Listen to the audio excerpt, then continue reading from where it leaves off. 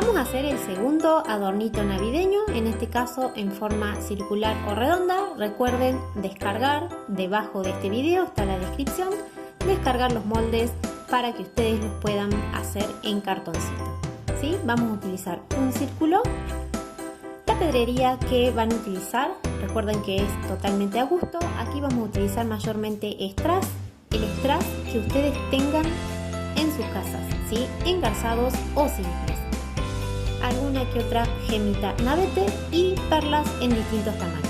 Vamos a marcar el molde y cortar la tela.